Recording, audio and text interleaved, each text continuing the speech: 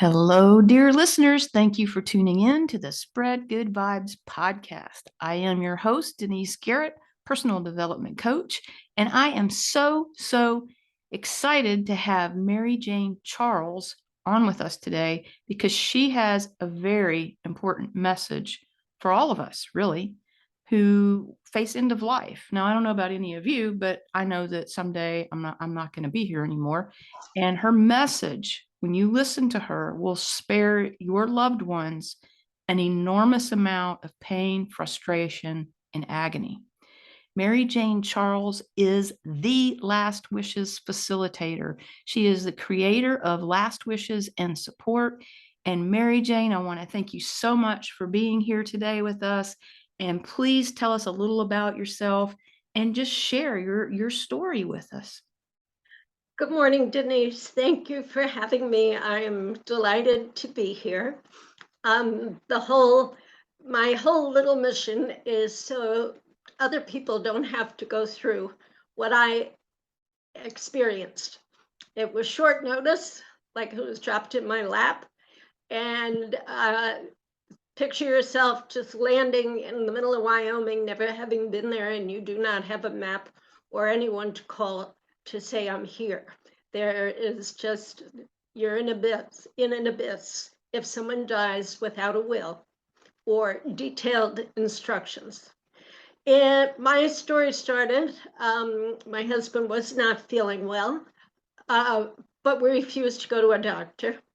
And so we were managing. I knew he was failing, and to try and get him to sign a medical directive, he would not do.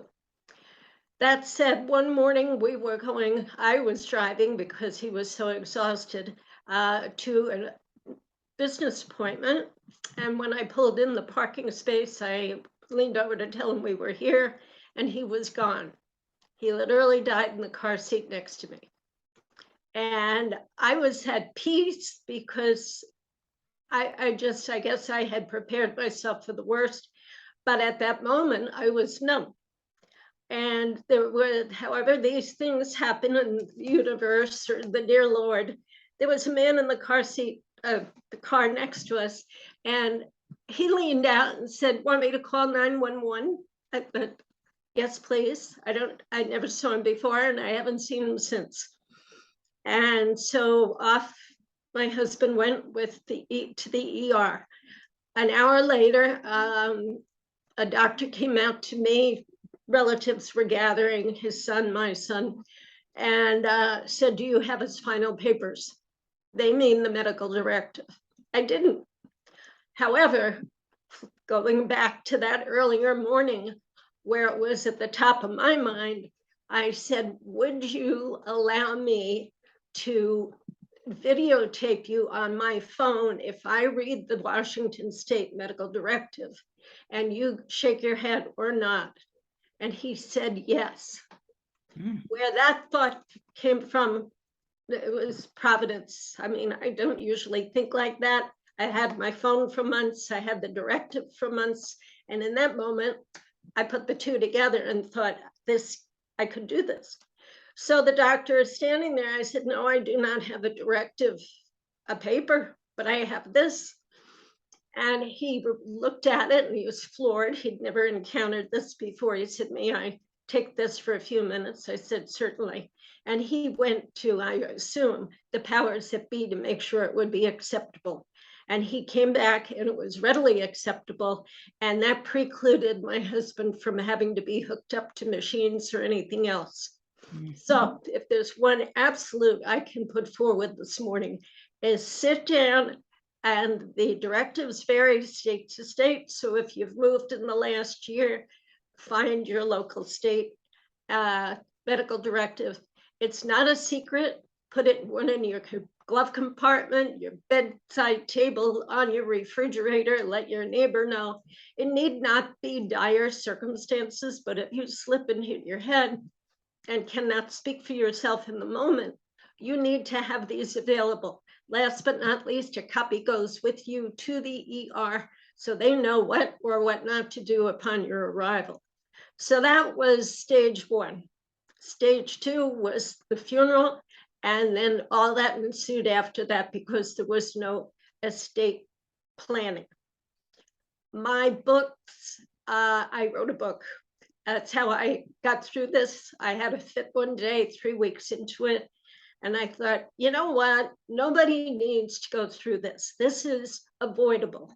And I thought of all the women in the world, primarily it could be another partner or a man. I have nothing against men whatsoever. There just weren't any around that day. To avoid this, I wrote the book, Surviving the Business of Dying, Why Final Papers Matter. It's about the size of an old Reader's Digest. It is in larger print, so we can all read it. And it's just the story of what ensued after he died. And the chapter after the funeral is Let the Games Begin. That's the name of that chapter. So he died without a will? Is that what I'm correct? No will, no partnership papers. He was a builder and had a partner. And you learn lots of things about people after the fact. And again, rather than sitting with your jaw on the floor, just keep marching. You can write a book of your own after, but you have to keep marching. My father had been a probate attorney of all things, and I sat at that table. My dining room turned into a war room. I had piles and piles to go nowhere. I didn't have an attorney, so make friends with an attorney. Legal solution people are okay, but I would suggest invest in an attorney who knows you by name and you know them by name, and they know all the backstory. So when and if the day comes, you can pick up the phone and call them. Speaking of the phone, my book, after the book was published, I had friends that read it, they loved it, and they said, Mary Jane, we still don't know where to begin. I said, oh. So I created a workbook, and it's about the size of an old-fashioned coloring book. And it's not dour, it is not confrontational. It is a book of lists primarily and thought provokers, things you have not yet thought about.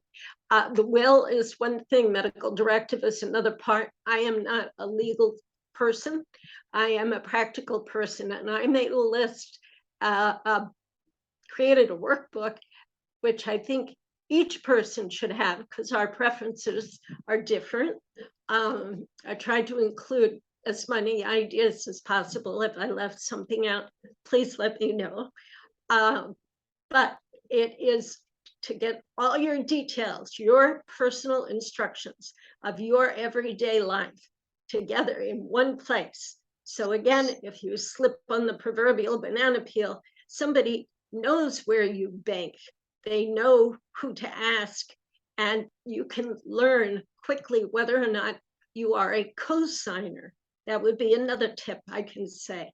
And you need not have to tell somebody they are a co-signer, but you do want a trusted friend to be able to access your checking account to pay your bills. If you're in the hospital and you can't speak for yourself, business continues. Business doesn't care what happens. They want their money, whoever they is. And so there's a part in there for bank accounts. The whole point in this is that when things happen, you know, when you get a shock or a surprise, you don't know where you left anything. I look for my phone on a daily basis. But when you've had a shock, your brain goes into fight or flight, or just sits. You need to be able to pick up a book that has everything you need to know and find what you're looking for. What comes first? Passwords. Who knows their passwords? I am always looking. I got a new phone last week. You want to know my Apple password? I just stared at them. Apple? I have no idea. You need them all in one place, which brings me to another topic. Perhaps you have a business or you have a family that needs to know. Not everybody needs to know everything in most families. I call the position a first lieutenant, someone you trust and who knows all the players. They need not be related, but they can be the segue between you and the family who's losing their mind and can't see straight, to say, here it is. This is the answers. This is the book. And they can enforce or advise according to your directions in the book. But you might need, if something, after you're gone, you will need a social administrator, social media administrator, someone who is tech savvy, which does not automatically mean the executor or your attorney. You need to know what you want to do with all your social media accounts. Facebook, LinkedIn, they have their own protocols. So you need someone who is savvy in all of this and can carry them out upon your departure.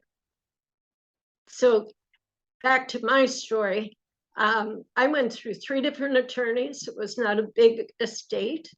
So they sat on it, and there had been an offer from the business partner, and she didn't work. And I went to 2 women, so it's not a, no sexual prejudice here. It was the lady let it sit. She never went back with a counteroffer. And when she discovered her mistake, of course, they had changed their minds. So I just sat there and I looked at her and I said, we're done. I was so angry, I had to leave the room because she had all the accolades from wherever she went to school and thought of herself very highly. I was like, sweetheart, you dropped the ball. And I needed to leave the room. And I never saw her again. I found another attorney. And even he didn't rise and shine, but I wasn't about to explain my life a 3rd time to anybody. So do it ahead of time, and you can eliminate all the angst and frustration, all the drop dead, you gotta be kidding me, episodes that can go into life otherwise, only because you left it in your wake and you did not pay attention to the details. But for somebody, they're all going to be shocked when you're gone, or they're in shock you're in the hospital and can't speak for yourself. But to have a guide, instructions, a map, is the greatest gift of all to bestow upon your family. It shows you care. You had the wherewithal to think ahead. You don't want to leave them an IKEA freebie and they have to put it together. It's not the time. I mean, it's never the time, but not when you're mourning or you're afraid something's going to happen to somebody. Am I going too fast? You're doing good. So I think what you're sharing is incredibly important because I know I helped my mom navigate the systems, if you will, when my father passed. And he actually had a will and he had the medical directive and power of attorney and all that. But it was still like we didn't have to go through everything you went through, Mary Jane, but what we went through was horrific for someone in the grieving process. I mean, it was just horrible. Like even going through Social Security, my poor mother is in the middle of this deep grief and the bureaucratic BS that she had to deal with just to try to get things straightened out from that perspective was a nightmare. So what, Mary Jane, what you're talking about is something that really can help any family in one of the most dire, gut-wrenching, heartbreaking moments that any family faces, and that's the loss of a loved one.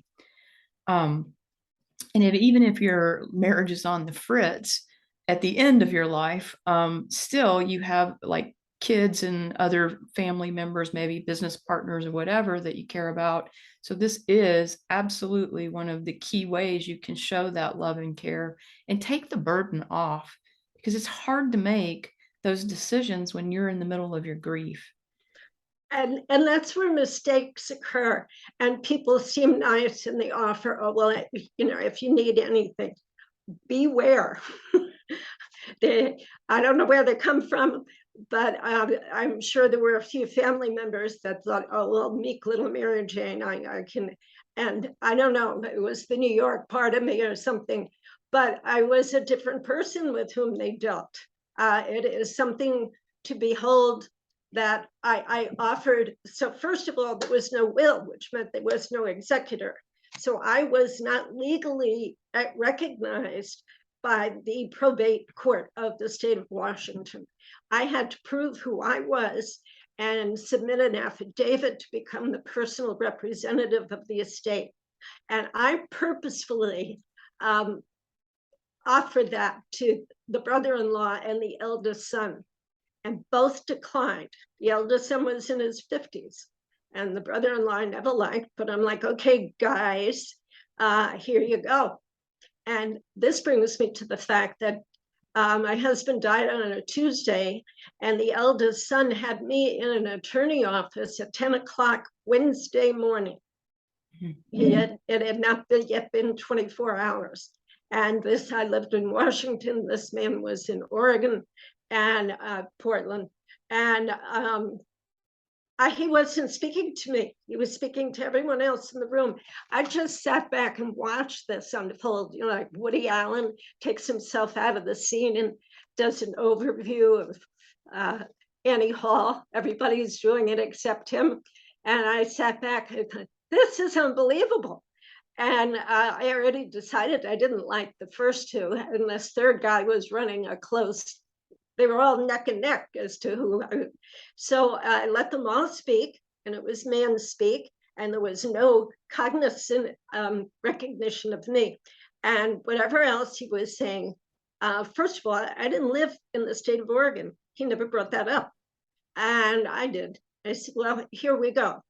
This meeting is ending right now. I have things to do. He hasn't been gone 24 hours. And please get my name straight. It is Mary Jane, not Mary. And I'll let you know. And I got up and I started toward the door, and this man puts his hand on the small of my back.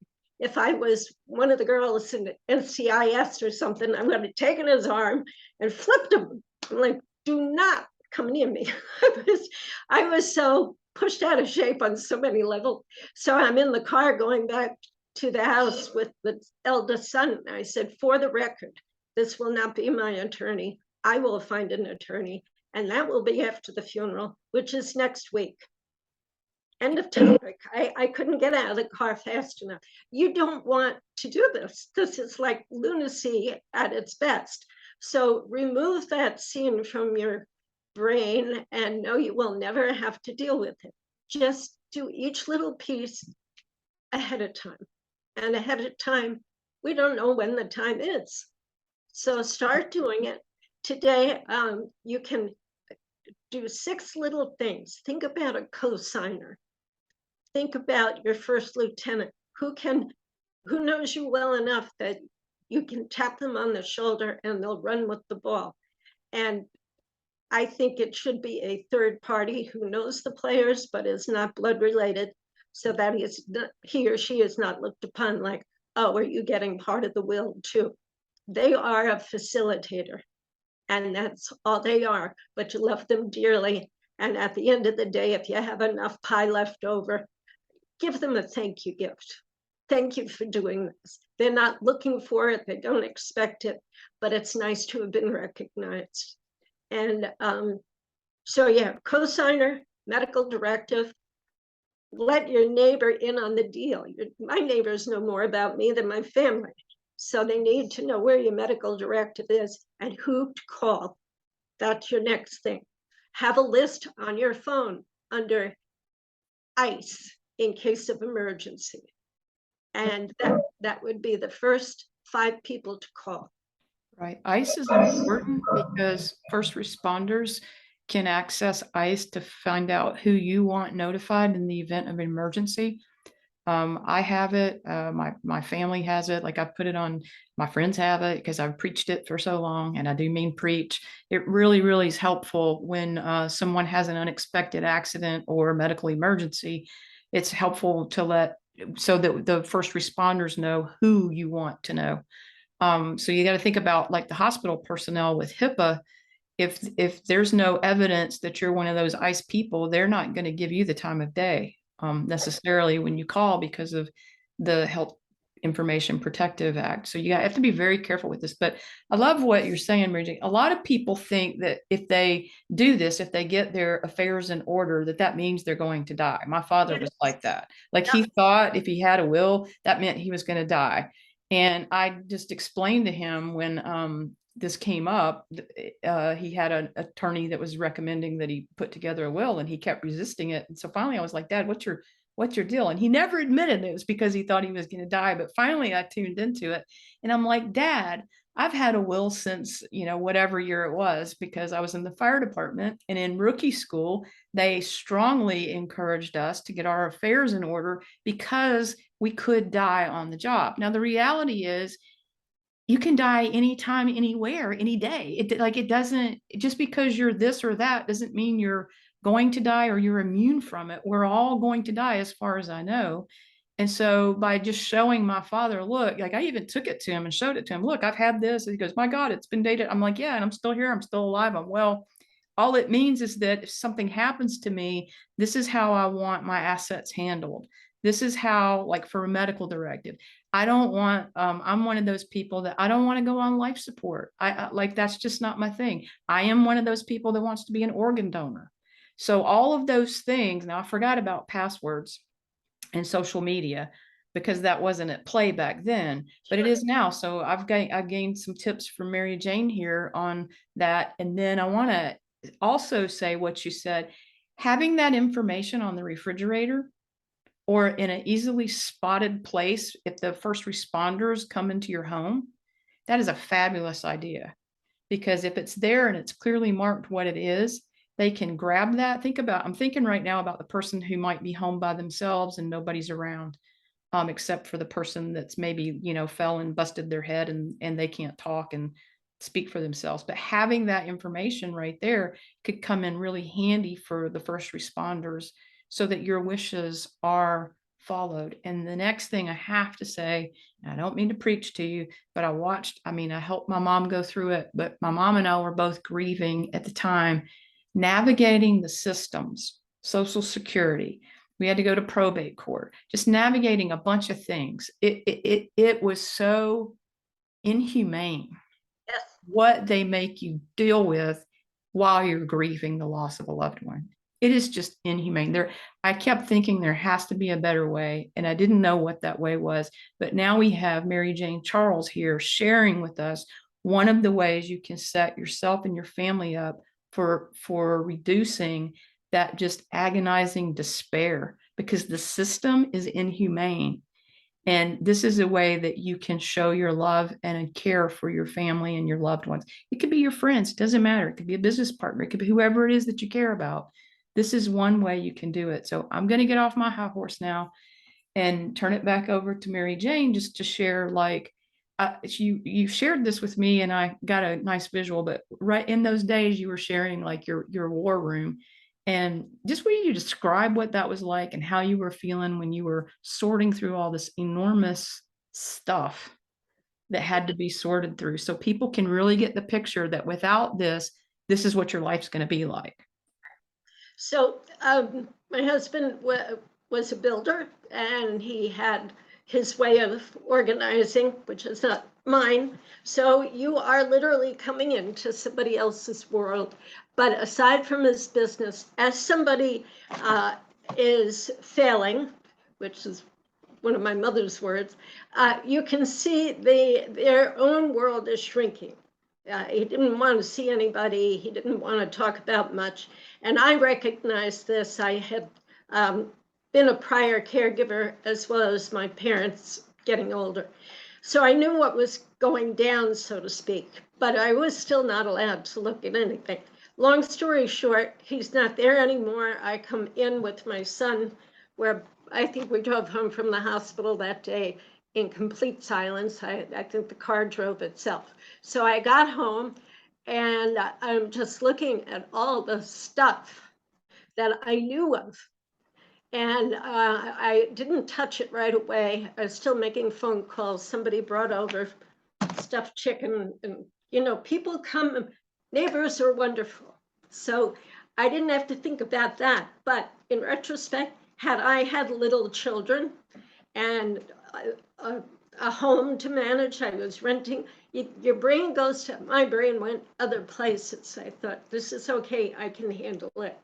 And I marshaled my forces and I went to the dollar store.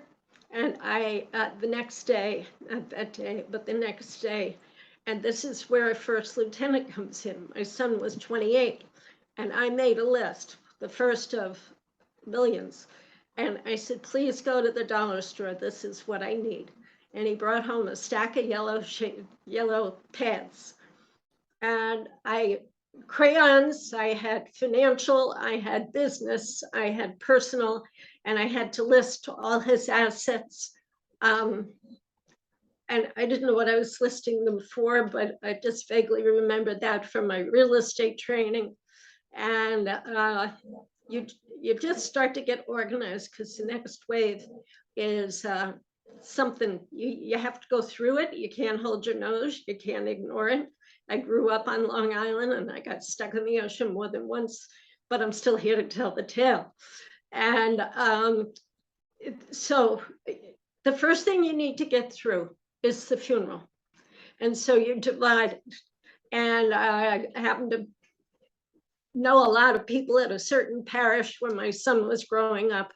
And I called upon, those ladies, the church ladies, so to speak. And son of a gun, whether it's a mosque, a temple, or a Catholic church, those ladies are fabulous at what they do. And they're there of their own free will, and they will make it happen. So Roseanne sang, and Jane took care of the pictures.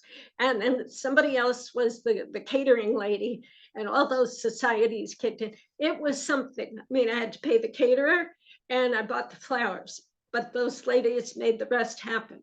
So never say never, stay in touch with people, and they really do rally to the cause. And then something comical comes from my experience. In my book, the companion workbook to Surviving the Business of Dying, it's not macabre. I throw in the things I bumped into. And one of those elements is, what do they wear? What do they want to be buried in? What do you want to wear? So a friend of mine had the occasion where her in-laws took over everything. Her husband died after a long illness. And she went to the wake and she took a double take and had to laugh. And her friend's like, what are you laughing at? The pants he had on were a gift and they never fit him properly. So here he is forever going to be in a pair of pants that made him most uncomfortable. And she was like, you didn't ask. They didn't ask. Couldn't have happened to a better guy. So she got some levity out of a dire situation. So in my book, I have that as, what do you want to wear? Let somebody know. In my experience, it was okay. He wanted to be cremated. We did that. Now what? What do I, I'm not walking through the rest of my life with a box. What am I going to do? And so a friend of his happened to be a priest, and he asked me, he said, well, where is he? He's in my closet on the top shelf. He said, holy cow. So we wound up properly burying his ashes. But I still needed to go to the brother-in-law and get the permission to open up. You don't want any of this. I can laugh now, it's long enough ago. But in the moment, you're like, you have got to be kidding. I have to go back to this person and say, may I please? Yikes. So fill in the blanks. Absolutely fill in the blanks. And as you can see, it can become comical. It can also, if you're helping someone else gather their last wishes, get their details, and it can become a most memorable conversation because they're relaxing and they're remembering. So it's not a mad dash, it's a process. And I have a program called Gathering Your Wishes, which is a 3-session, once a Wednesday for 3 consecutive Wednesdays, where we start the book and you will have finished it on the 3rd session. giving you time between to think and change your mind and discuss. And all the details matter. What about your vet? Yeah. All those ribbons you won years ago. What do you want? I love this. So that takes me to the place of saying, hey, you mentioned those 3 sessions, you have the book, you have the workbook. For anyone wanting to connect with you, Mary Jane, how would they do that? The easiest way is to visit my website, which is lastwishesandsupport.com. And I'll spell that LASTWISHESN,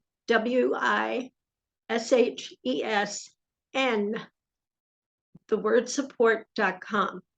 I was trying to be clever and keep it short, and I stuck in the letter N and eliminated end. It's not the word end. So it's lastwishesandsupport.com.